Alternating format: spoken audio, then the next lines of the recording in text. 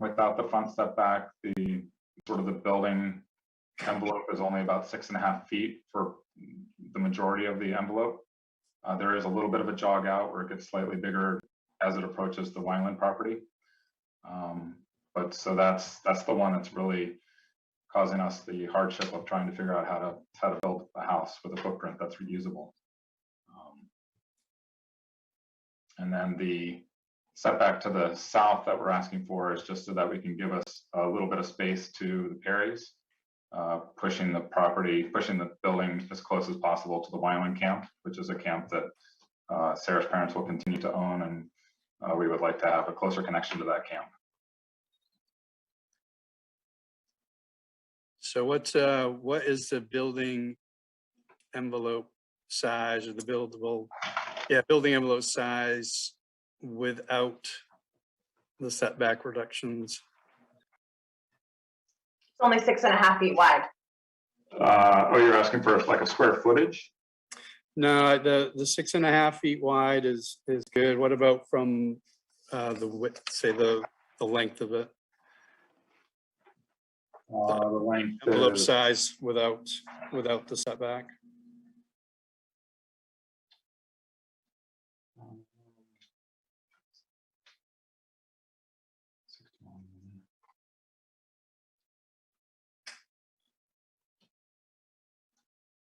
I think it's 90 feet.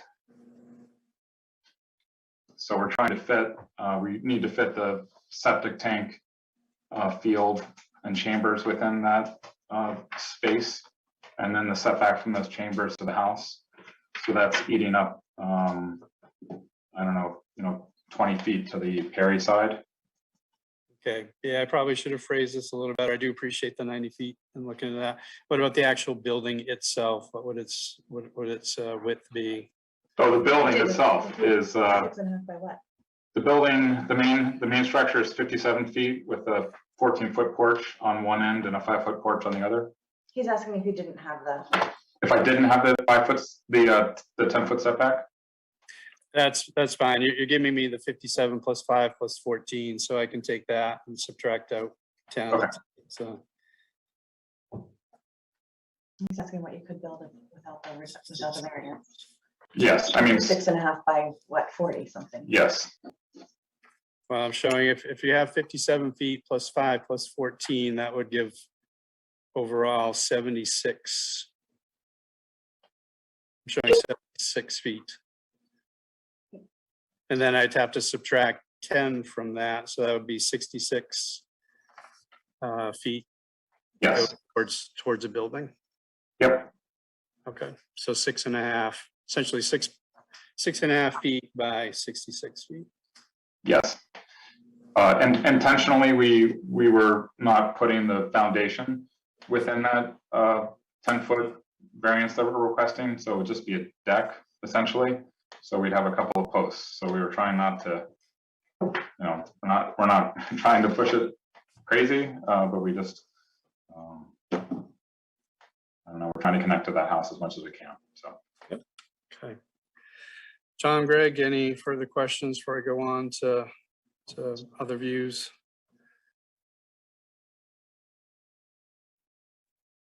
I think I'm good. Tom probably has something. I guess my only comment in looking at it was that the setback, it was stated that the setback has changed over the period of time that they owned it. And from my information, the setback numbers have been in place since 1994. And if Alex or Sandy can correct me, they can go for it. It's the I think they're referring, well, I'll let them answer, but It's the change to having a requirement of the existing footprint or existing structure. So that changed it so that we couldn't just request the sort of more standard setback reduction. My comment is that the 30-foot setback from the road and the, whatever it is, 20 feet on each side apparently has been in place since 1994. Sandy or Alex, can you say anything? Yeah, I can maybe clear that up a little bit. I think what what you're looking at is there was a surveyor in 2016 originally shows a 10-foot setback from the road because he is assuming he based that on a section in the shoreline zoning provisions that allows a 10-foot front setback or a setback from the right-of-way of 10 feet if that property owner owns the right-of-way. So there is a possibility that they own the right-of-way, and if that's the case, then they would have a 10-foot setback from the right-of-way. Actually, I think the travel portion of the right-of-way, wherever that is. So that's on that original survey. If you look, it does show that. One of the things that's kind of unusual, though, is he shows the lot line not including the right-of-way. But then there's a note that says it's assumed that the property owner may own the right-of-way or something like that. But nothing has changed. I believe the only thing that may have changed would be an interpretation. That could be the thing that's changed. But the ordinance itself has stayed the same there. They are correct. The 2020 amendment, I believe it was 2020, to add the requirement that there needs to be an existing single family is what's preventing them from getting a setback reduction.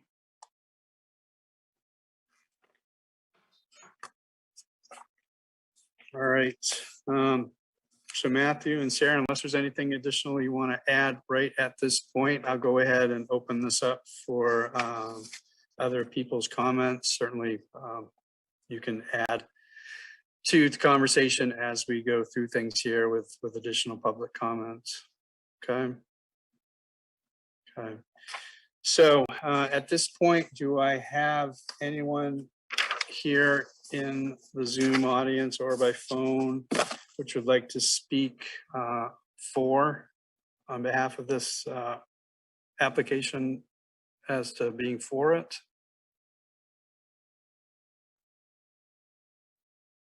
And I'll ask Sandy or anybody who may be able to answer, do we have any indication that there's anyone on the phones?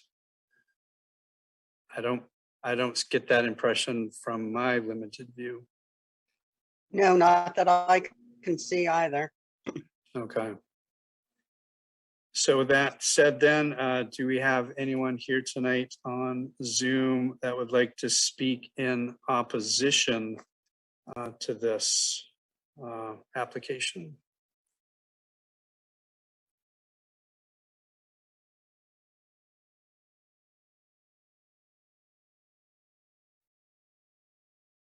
Hello, Hello, I see Andy speaking.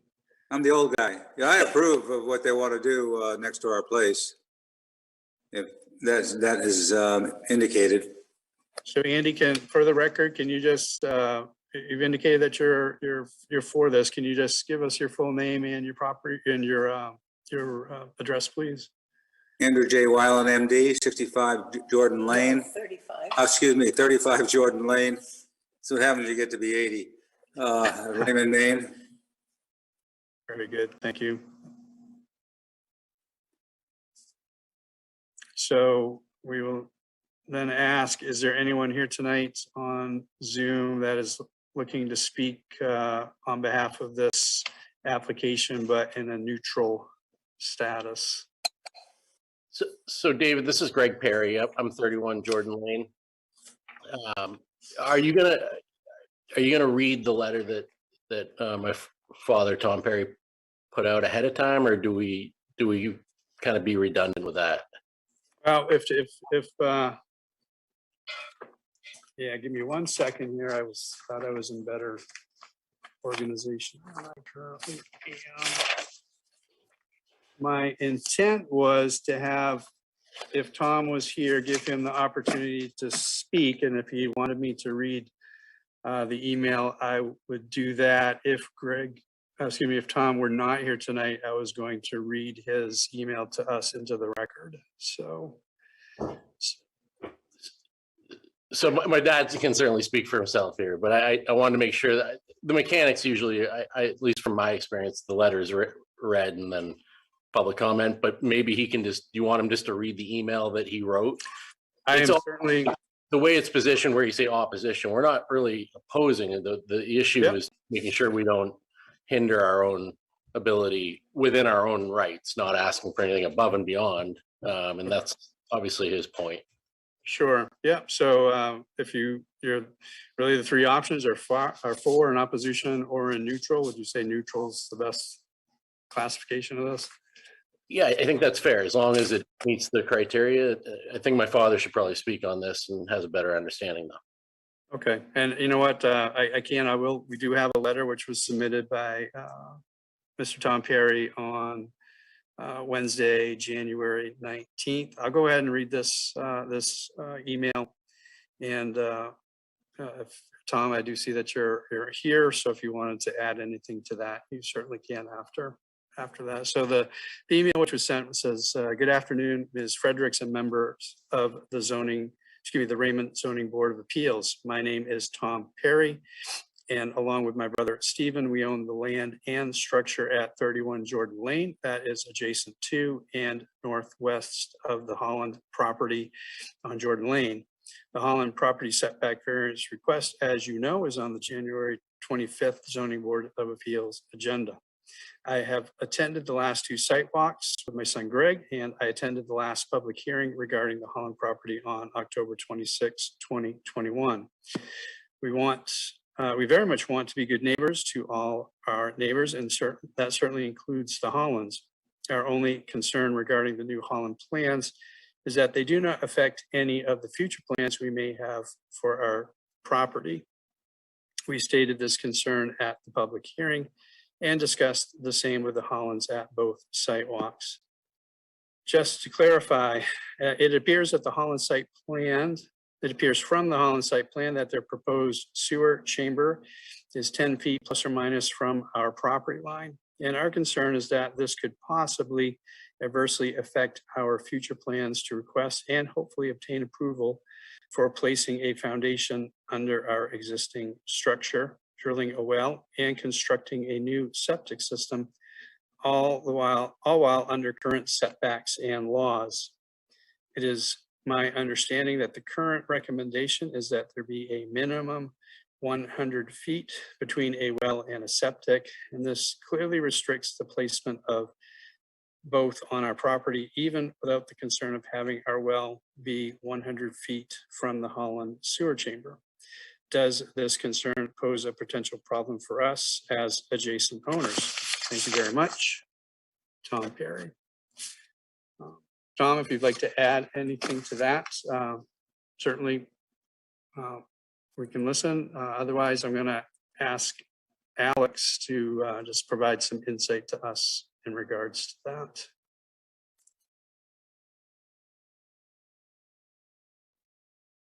Tom, I can't tell. I think you might. Are you talking, Tom? If so, or you're on mute.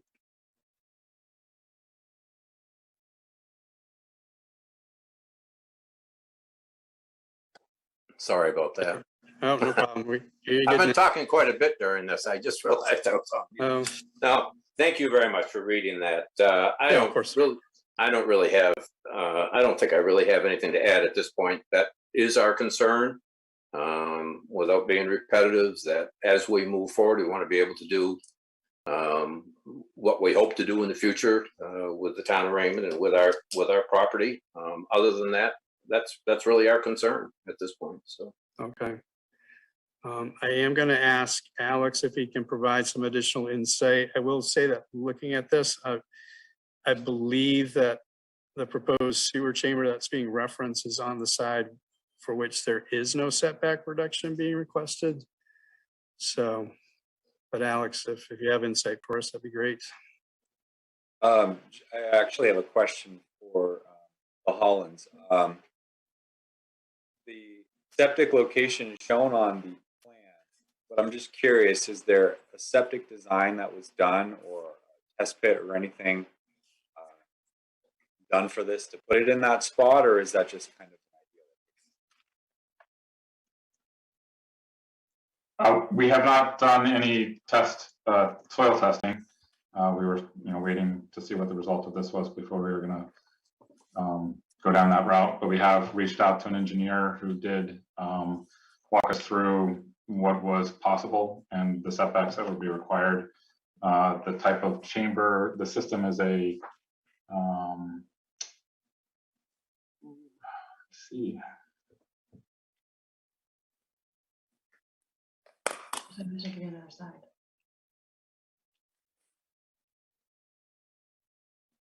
it's one of those sort of high-tech chamber systems that does the iteration, and so it's a smaller field than typically. It's taking that percentage down from the 100% typical, I believe, down to 75 or 50% for the disposal bed. So without really having a design or test pits or anything, looking at the proposed request for a variance, there really isn't any other spot that would be suitable other than the south side if the variance wasn't granted, allowing the structure to be built on that side. Because obviously, with a septic system, you have setbacks that you have to meet from a property line. They're not the same as a structure setback. It's typically 10 feet from a property line. But you also have setbacks from a structure, like they show on the plan, down from there if you get a variance. There really isn't any other spot because you do have a setback from the water, the 100-foot setback as well. So they are extremely limited. David, I'm not sure if there's any specific questions that you guys might have for that. But without having more information, it's tough to tell. It looks like they're basically limited to the north or south side of the lot. Right. Am I just as looking at this and in regards to the fact that there's not a setback reduction being requested from that north side, I don't know that I appreciate certainly the Perry's concern as adjacent landowners, but I'm not sure in regards to the specific setback variance request, if there's anything additional that we need to consider with that. Yeah, I mean, the way that we often, because this is pretty common, we run into this a lot, we have to review any application for a septic system based on what exists today. So wells, structures, lot lines that currently exist today. We can't really base the approval for a septic system based on, possible future development. That's where it gets a little bit challenging. There has been situations where there are certain recorded restrictions, and it can kind of get complicated. But when we review a septic system permit application, we are basing it on, well location, structure location, lot line location for today, and the soils for today. Alex, can I jump in real quick? Well, did you have a specific question there for Alex? Greg? I just wanted to follow up on what Alex mentioned, and I'm in commercial real estate, so I see this a decent amount, but it creates kind of a domino effect, right? So what happens is you have one property that says, okay, I want a septic, and then all of a sudden the next property down has to go to their far edge, and then the next property down eventually ends up in a position where they cannot put a septic system in. And so the granting of this variance, it suddenly becomes, it's no longer in our control in any way. We have no say on anything. But what you're saying is, even though our camp, that's been there for, my father could jump in, but since the 50s or early 60s, it is an existing structure, but does not have the septic in place. We would all of a sudden not be able to put a legal system in because they're putting something in that's newly built. And so that's our only concern. We can't be the last domino to fall where we're in a situation where we can no longer, on a property we've owned and maintained for a very long time, do what's best for the environment, switch over to a well, go into the septic system, if we're not allowed to based on where they place things. Am I incorrect on that, Alex, as far as the domino effect? It really depends on the widths of the lots. You could, if you don't have a septic system and a well on your lot currently, it really depends on where the septic system is for the property owner on the other side, too. Because if you have a situation where you don't have a septic system and these guys get the variance and they end up putting one in on this north corner, You could also put one in on your southeast corner and put your well on the other side, depending on where that septic system is over there. I don't know where that is, or if they have a well and a septic already. But The when lot you on the have, other side is actually an empty lot. There is nothing on the Okay. on the other side.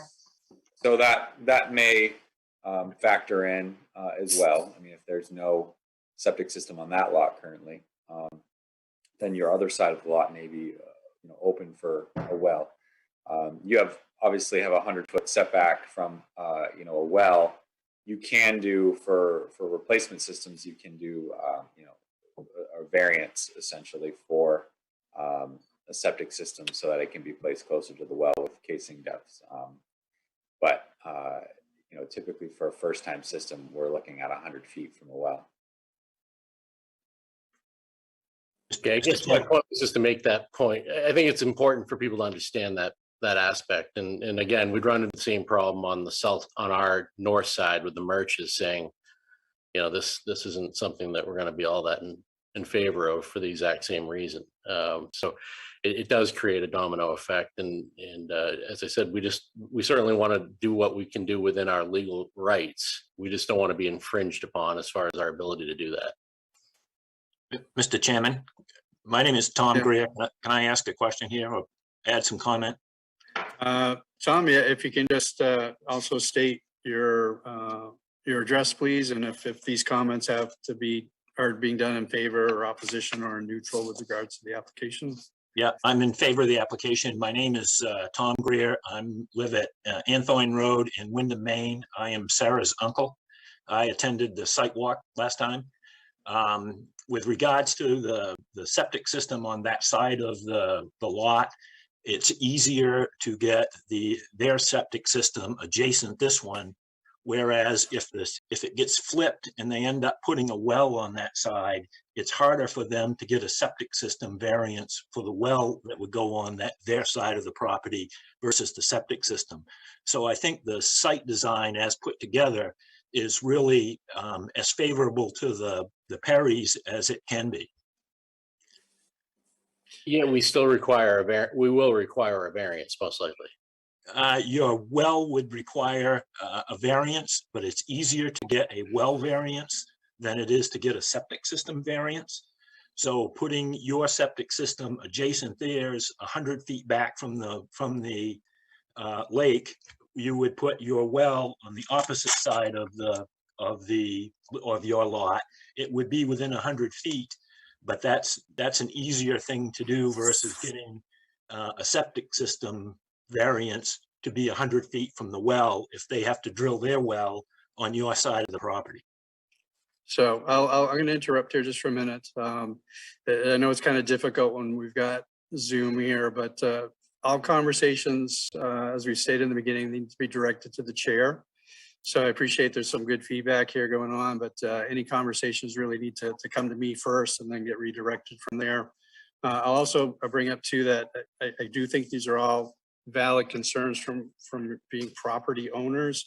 I think as a zoning board of appeals, we're looking at this specifically as to can we grant a front setback and a south side setback for the Hollands, and if neither one is granted, they still have the ability to build on the property, and these will still be issues that are possible regardless of whether the variance is granted or not. So they could still, like I said, that north side doesn't have a variance request. So there's no setback variance being requested for that north side. So I think that the concern will still be there regardless of whether or not this variance is accepted or not. So Greg or Tom, do you have any further questions before I close out public comment? This is Tom. I guess one of the questions, and Alex can chime in, is the septic tank has a requirement and the leach field or chamber system has a requirement for setbacks. And I noted in one of the designs layout, it says the 15-foot setback for the septic chamber from the porch posts. But there's still a carport in there. So I assume the carport also has the port posts that should be designed into it. So It would actually cantilever out over, there's no support for it. The support's from the building itself. And I've talked with an engineer about it. So, okay, so Alex, can you clarify what is the tank setback requirements and the chamber requirement? So a tank for a first-time system, the setback requirement's 8 feet. And for a field, it depends on the type of foundation for the structure. If it's posts, slab, or a below-grade foundation. So a below-grade foundation is the most strict setback. That's the 20-foot, and then for posts, you're looking at the 15-foot. But there are also, there are variances that come into play, and the question often comes up. Where's a setback measured from? Is it measured from the actual foundation? If it's a deck, do you measure from the post or the edge of the deck? Those are all valid questions, but I don't know that it necessarily is important for this meeting, because that's something that's handled through the code office with a permit from the code officer. So I don't think you guys need to get too buried in the weeds on that stuff.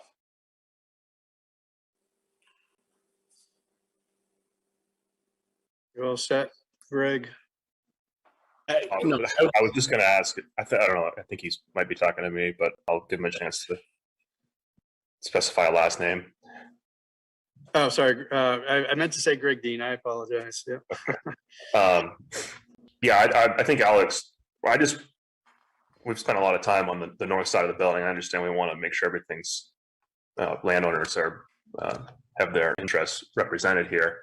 But Alex, so nothing on that north side influences the setback that we're discussing in terms of the road or the south side.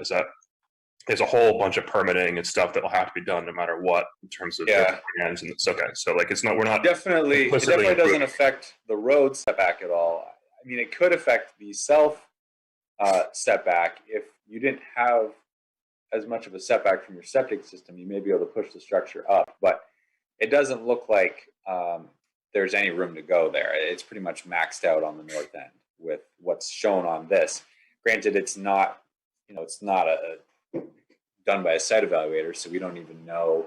That could be all ledge there, for example, and that could kind of mess up the plans for putting it there. But based on what we see here, there's no more room to play with on the north side, from what I'm seeing. Okay. All right, and I think if we wanted to, we could make it conditional of approval of whatever needs to be done on that north side too, because I assume that all needs to be permitted and inspected, and soil needs to be done, and before anything gets actually committed to. Okay, I'm good. Before I close out public comments, Sarah, Matthew, do you have anything else you'd like to add, given the conversations we've had so far? No, thank you for hearing us again today. thank you. Okay, very good. So I'm going to go ahead and close out public comments at this point. We, as a board, will need to review the town of Raymond's ordinances and see how they apply in regards to this appeal. I will say that Sandy Fredericks had reached out to the Maine DEP, Department of Environmental Protection, about this request, and their response from Jeffrey Kalinich, the Assistant Shoreline Zoning Coordinator, Said, hi Sandy, this variance application is for road and sideland setbacks. The mandatory shoreland zoning act does not establish minimum road and sideline setbacks for municipalities to apply. Road and sideline setbacks are determined locally. Thank you for submitting the variance application to the department for a project located in the shoreland zone. So essentially, Maine DEP is leaving it for us to decide.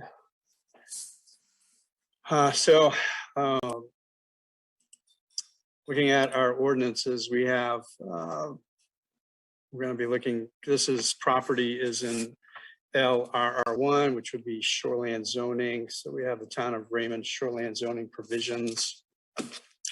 Looking at section 16 for administration, subsection G for appeals, further subsection 1, powers and duties of the Board of Appeals. The Board of Appeals shall have the following powers, and then section to this is variance appeals. So the Board of Appeals has the authority to authorize variances upon appeal within the limitations set forth in these ordinance provisions. So we as a board do have the authority to do that. Further section 2, variance appeals indicates variances may be granted only under the following conditions. A, variances may be granted only from dimensional requirements, including but not limited to lot width, structure height, percent of lot coverage, and setback requirements. Our appeal tonight is for setback reductions, really setback variance. So we do this appeal, and Greg Dean and Tom Hennessy, if you see that I or believe that I am misinterpreting these, certainly feel free to say something, but I believe we have authority to speak to this. Section 2B, variances shall not be granted for the establishment of any uses otherwise prohibited by these ordinance provisions. Looking at our shoreline zoning ordinances, if I go back to the table of allowed uses,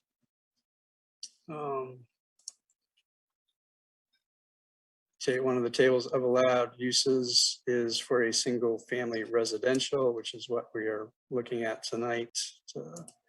So I believe anyways that we have authority over that type of a setback for a setback variance with regards to that use.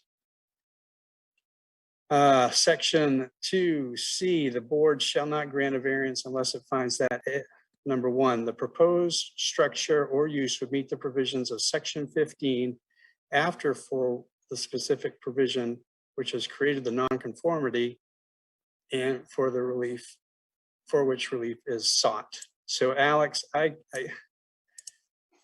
need your feedback on this because section 15 of the ordinance covers a lot in regards to shoreland developments.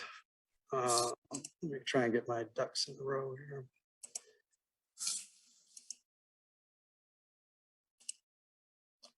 So if I go to section 15, if I immediately go to 15 land use standards, number A is minimum lot standards. And a minimum lot standard for LR1 is 2 acres. Does that sort of automatically block us from going forward? Or how do I need to look at this part of the ordinance, which says we need to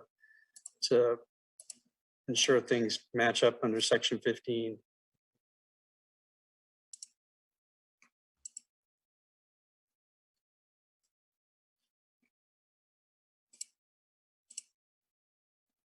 Okay, so what you're looking at, so the proposed structure or use would meet the provisions of section 15 after for which can't talk tonight. Specific provision for which has created the nonconformity and from which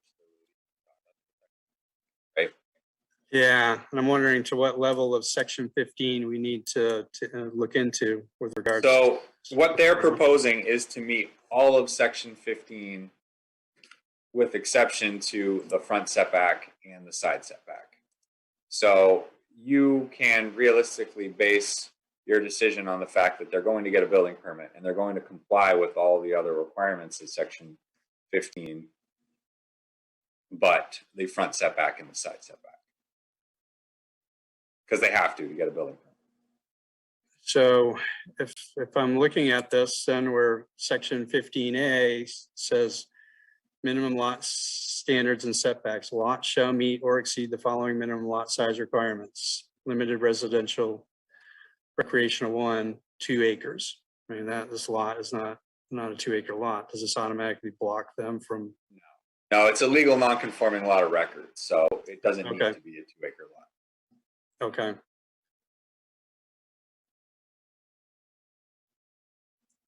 So I guess for Greg and Tom, I think we at least need to take a look at section 15 here of the shoreline zoning provisions for land use standards and, you know, to see, is there anything here specifically that would stop them from proceeding with the variance? I mean, there's a lot of stuff here. Are you asking me? Yeah. So either Greg. He's asking me. Yeah, if I'm saying Greg or Tom, I'm specifically asking for my zoning board members. Well, I think Alex, I don't want to draw too much from maybe something you subtly dropped in there, but it sounds like you're from section 15. You said that everything is fine as long as the setback variances are granted, right? Is that what you intended to say, or? No, so they Okay. can't build what they want to build because they currently can't meet the setbacks. Right. So they're applying for this variance so that they can apply for a permit to build this structure, and they can't get a building permit if they don't meet the requirements of section 15. But they also have a non-conforming lot of record here, so they don't need to have a 2 acre lot, for example, in order to apply for a variance. So we, as the zoning board of appeals, what responsibility do we have towards section 15? Or is that responsibility more under code enforcement as part of a building permit application? I mean, I want to make sure we're doing this correctly. And if we need to go through aspects of section 15, I want to do that. However, if these are already going to be covered, or if I just don't want to get to the point where we're granting a variance and then come to find out we really should have taken into account some aspect of section 15 before providing that or for granting that variance.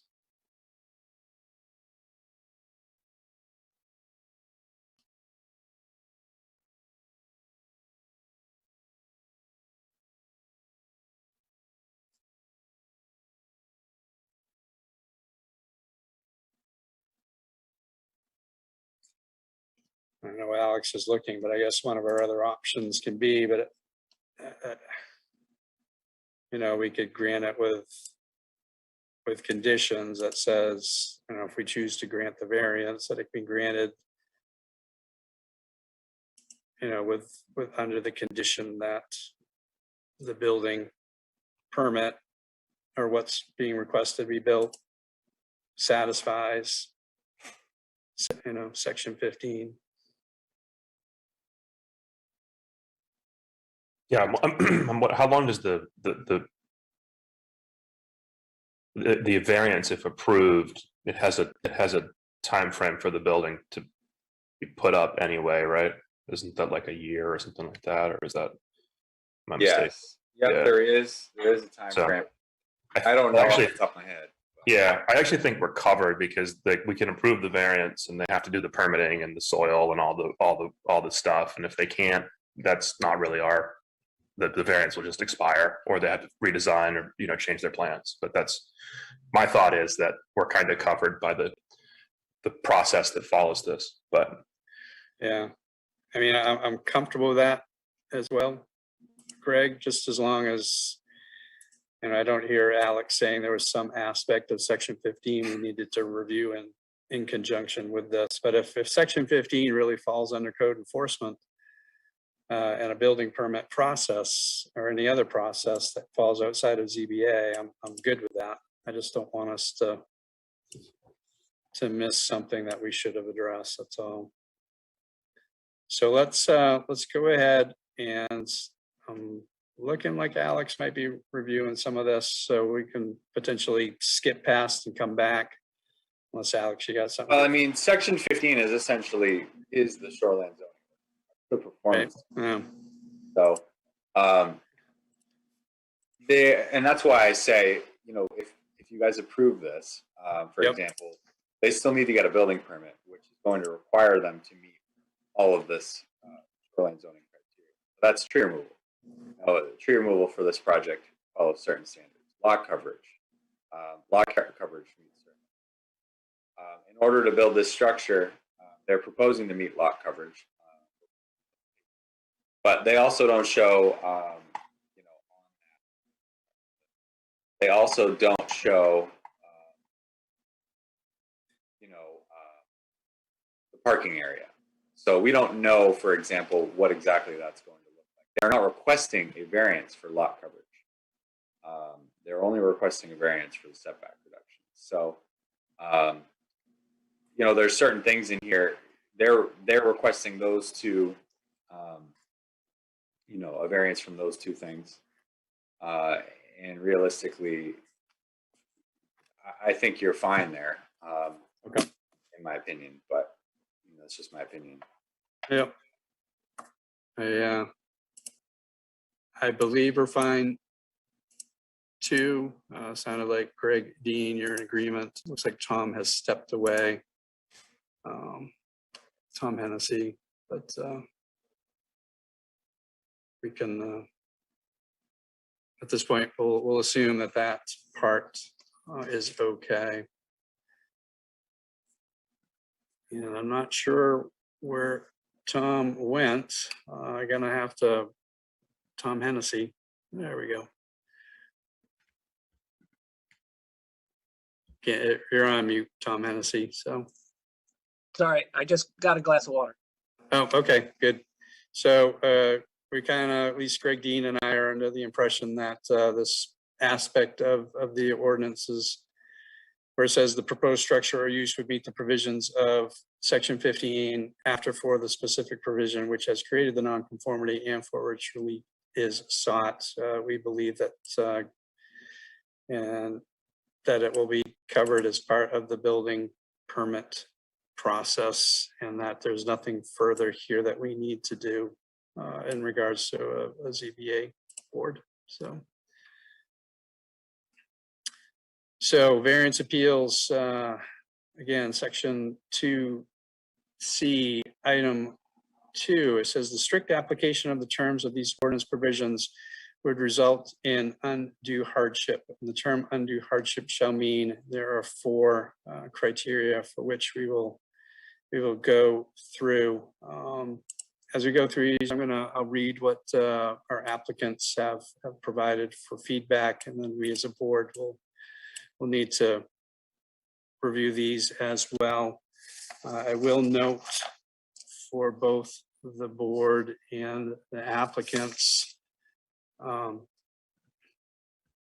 there is a document called Manual for Local Land Use Appeals Boards, and our town attorney has indicated through a workshop, not specific to this appeal, but in general, that this is a document that we can refer to in addition to our ordinances. And in that particular document on page 49, which talks specifically about hardship, it says the Maine Supreme Court has stated in numerous cases that a Board of Appeals must grant zoning variances sparingly.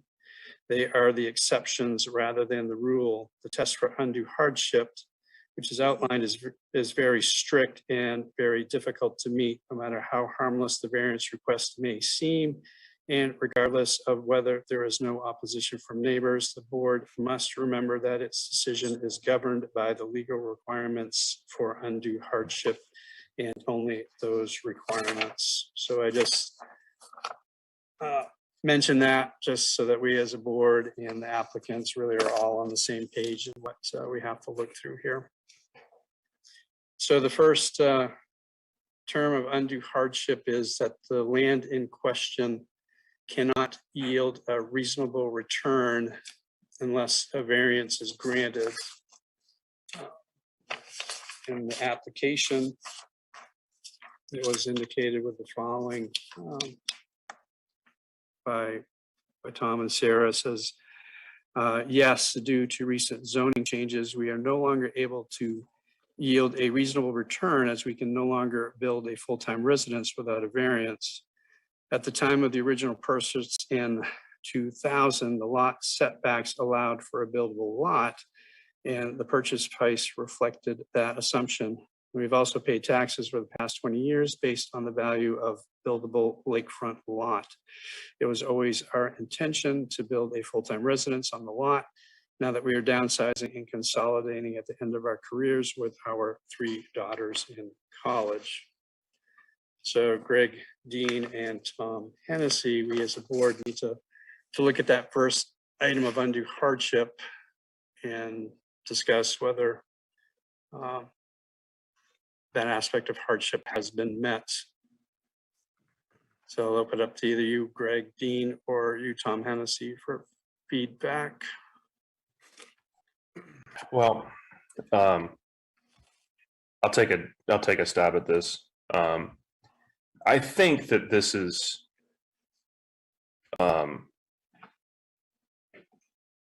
we have the strictest version, right, of what the state allows for a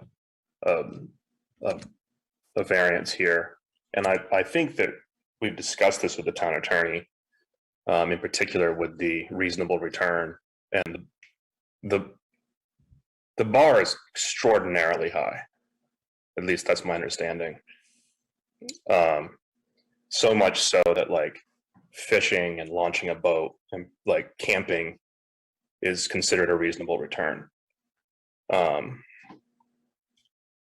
So I think it's hard to, given the rules we have, unless I'm mistaken, and Alex or David or Tom, jump in if you think I'm going off astray here, but based off of the guidance we've been given, it seems that the reasonable return is kind of an unreasonable bar. I don't know how we could actually move forward, given that fishing, launching a boat, camping seem like they can all be, accomplished.